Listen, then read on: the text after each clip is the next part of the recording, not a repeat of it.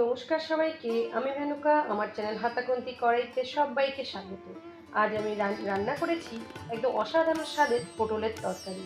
আমি আশা করছি আমার এই পটলের তরকারিটা আপনাদের খুবই ভালো লাগবে। আর কোনো রান্নাটা স্কিপ না করে পুরো ভিডিওটা দেখবেন। আর যদি নতুন কোনো সদস্য হয় তাহলে চ্যানেলটাকে একটা লাইক, শেয়ার, সাবস্ক্রাইব করে দেবেন। চলুন তাহলে আমি আমার এই পটলের তরকারিটা একদম অন্যরকম স্বাদের কী করে বানিয়েছি সেটাই আপনাদের সাথে শেয়ার করছি। আমি এখানটা 6-7টা মতন পটল নিয়ে নিয়েছি, আর নিয়েছি দুটো আলু। আর পটলটা এখানটা ছুলে কিন্তু রান্না করা যাবে না, এরকম চোকলা শুদ্ধই আপনাকে কিন্তু এটাকে রান্না করতে হবে।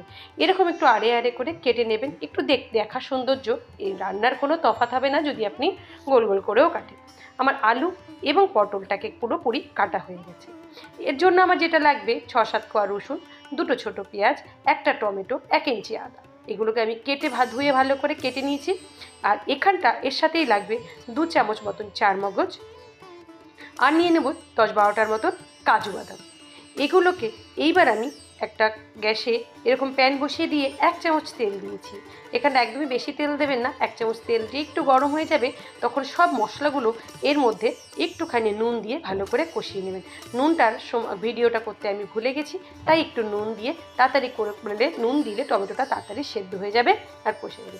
দেখুন এরকম যে গোল্ডেন গোল্ডেন ভাজাটা হয়ে যাবে সোনালি সোনালি, তখন এটাকে নিয়ে মিক্সির জারে তুলে নিয়ে এটাকে ঠান্ডা করে একটু ভালো করে পেস্ট করে নেবেন। এইবার ওই প্যানেই আমি কিছুটা পনির দিয়ে দিয়েছি। আপনার যদি ভালো না লাগে এখানটা পনির আপনারা নাও দিতে পারেন, কিন্তু পনির দিলে এই রান্নাটার স্বাদ অতুলনীয় হয়। অনেকের পনির খাওয়াতে অসুবিধা আছে, তারা কিন্তু এখানটা সোয়াবিনও দিতে পারেন। আর এই রান্নাটা আপনারা নিরামিষও করতে পারেন, সেখানে ক্ষেত্রে পেঁয়াজ আর রসুনটা বাদ দিয়ে আর সব মশলা দিলেই চলবে। এক্ষেত্রে আমি আলু এবং পটলটা ভাজার জন্য একটু বেশি পরিমাণেই তেল দিয়েছি। ভাজা হয়ে গেলে এখানটা তেলটা আমি কিন্তু কমিয়ে নেব, এতটা তেলে এটা রান্নার প্রয়োজন হবে না।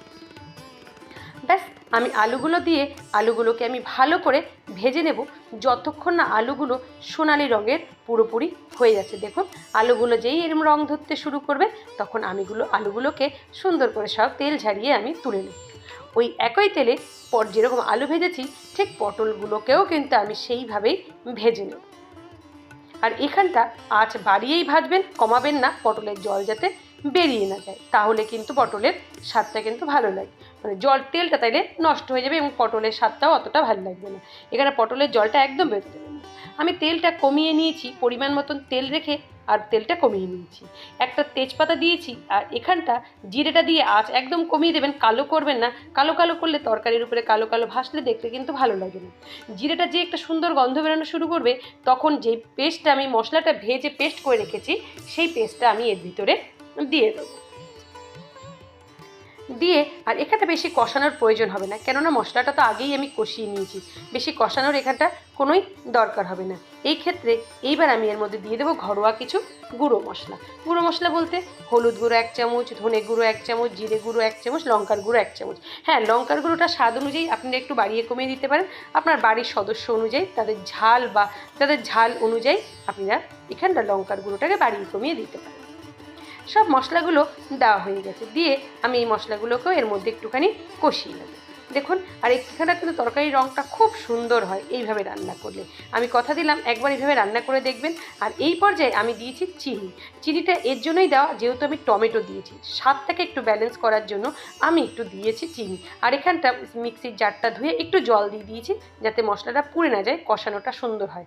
আস্তে আস্তে জল দিয়ে এরকম কষালে কিন্তু ভালোই হয় দেখতে। আর এখানটা স্বাদ অনুযায়ী দিয়ে দিলাম নুন, আমি 1 চামচ দিয়েছি। আপনারা আপনাদের তরকারির পরিমাণ অনুযায়ী নুনটা দিয়ে দেবেন। এখানটা দেখুন তরকারিটা যত কষবে এটার রং ততটাই সুন্দর হতে থাকে। ব্যাস, আমার এটা পুরোপুরি কষে গেছে। এইবার আমি ভাজা আলু এবং ভাজা পটলটা এর ভিতরে দিয়ে দেবো। আর এই তরকারিটা রান্না করা কিন্তু খুবই তাড়াতাড়ি হয়ে যায়, কেননা পটল আলু প্রায় আমার সিদ্ধ হওয়াই, দুটোই কিন্তু একদমই সিদ্ধ হয়ে গেছে। এবার গ্রেভির সাথে আমি কিন্তু একটু ভালো করে কষিয়ে নেবো। যেইটুকু সিদ্ধ বাকি আছে হালকা একটুখানি ঢেকে দিলে এই সিদ্ধটাও কিন্তু হয়ে যাবে।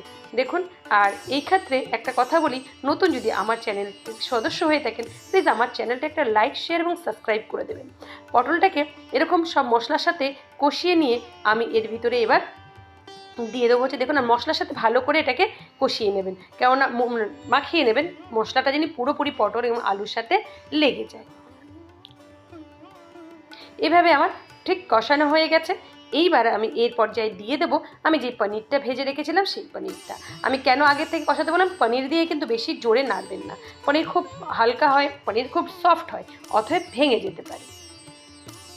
ব্যাস আমার এই তরকারিটা দেখুন কষানোটা এত সুন্দর হয় না, এই তরকারিটা মানে খেতে কিন্তু খুবই, আপনি এক তরকারি দিয়ে পুরো বাড়ির মানে মন মানে বাজিমাত করে দিতে পারেন, এরকম একটা সুন্দর পটলের একটা তরকারি। পটল যারা খেতে পছন্দ করে না তারাও এই ধরনের পটলের তরকারি কিন্তু খাবে। এখানটা আমি দিয়ে দিয়েছি গরম জল। আগে একটু জলটা এখানটা এক গাদা জল দিয়ে দেবেন না, কেন এই তরকারির অধিকাংশটাই সেদ্ধ হয়ে গেছে, বেশি জল দিলে জলসা জলসা হয়ে যাবে, তার জন্য পাতলা হয়ে যাবে। এটা একটু গামাখা গামাখা হয়, এটা ভাত, রুটি, পরোটা, পোলাও, আপনি যা কিছু ফ্রাইড রাইসের সাথেও আপনার এই তরকারিটা কিন্তু খুবই ভালো লাগবে। আমার যতটুকু গ্রেভির প্রয়োজন ছিল আমি দিয়ে একটু ঢেকে দিলাম, লো ফ্লেমে আমি 5 মিনিট মতন ঢেকে দিয়েছি। ঢেকে দিয়ে দেখবে আমার এখানটা পুরোপুরি আলুটাই এখানটা একটু সেদ্ধ হওয়ার, আদারওয়াইজ এগুলো সবই নরম জিনিস, পটলও সেদ্ধ হয়ে যাবে, পনিরও তো নরম একদমই সেদ্ধ হয়ে যাবে। আমার পটলটাই সেদ্ধ, আমার আলুটাই সিদ্ধ হতে যতটুকু টাইম লাগবে, আমার আলুটাও একদমই সিদ্ধ হয়ে গেছে। এই ক্ষেত্রে একটুখানি আমি নুনটা দেখে নেব, নুন মিষ্টি ঝাল সব ঠিক আছে কিনা। তাই আমার এটা একদম না মানে নুন ঝাল মিষ্টি সব ঠিক আছে, এখানটা আর কিছু লাগবে না।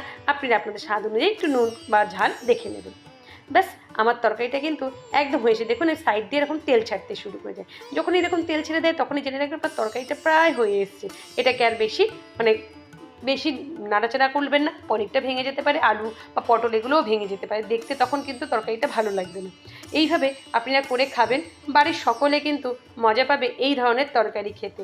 আর আপনারা আমার এই ভিডিওটা কে কোথা থেকে দেখছেন প্লিজ আমাকে কমেন্টে জানাবেন আমার এই রান্নাগুলো আপনাদের কেমন লাগে।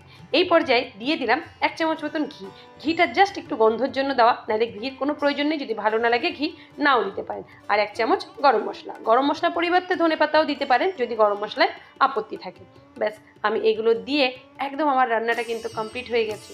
দেখুন দেখতে কত সুন্দর হয়েছে, দেখতে যেরকম সুন্দর হয় এটা স্বাদও অতুলনীয় হয়। প্লিজ একবার বাড়িতে এভাবে বানাবেন, আর যদি বানিয়ে থাকেন দেখুন আমি কাছের থেকে দেখছি এই রান্নাটার কেমন হবে লাস্ট পর্যন্ত। আর যদি ভালো লেগে যায় এই রান্নাটা প্লিজ আমার চ্যানেলটাকে কিন্তু একটা লাইক, শেয়ার এবং সাবস্ক্রাইব করে দেবেন, আর বন্ধু বান্ধবের মতন মাঝে একটু শেয়ার করে দেবেন। আর ফেসবুক থেকে যদি কেউ দেখে থাকেন প্লিজ তাহলে আমার চ্যানেলটাকে ফলো করে দেবেন। আর কমেন্টে অবশ্যই জানাবেন আমার এই রান্নাগুলো আপনাদের কেমন লাগে। আর আমি ডেসক্রিপশন বক্সে সব লিখে দেবো যে কোন মশলা আমি কতটা কীভাবে দিয়েছি, যদি কোনো অসুবিধা হয় ওখানটা একবার দেখে নেবেন। দেখতে যত ভালো হয় খেতেও ততটাই ভালো হয়। দেখুন আমার এই রান্নাটা আপনাদের কাছ থেকে দেখিয়ে দিলাম, এটা দেখতে যতটা সুন্দর হয় খেতে কিন্তু ততটাই ভালো হয়। প্লিজ একবার বানাবেন। আর এই এতক্ষণ যে আমার এই ভিডিওটা আপনারা ধৈর্য ধরে দেখেছেন তার জন্য অসংখ্য ধন্যবাদ। সবাই ভালো থাকবেন, সুস্থ থাকবেন, হাতাখুন্তি কড়াইয়ের সাথে থাকবেন।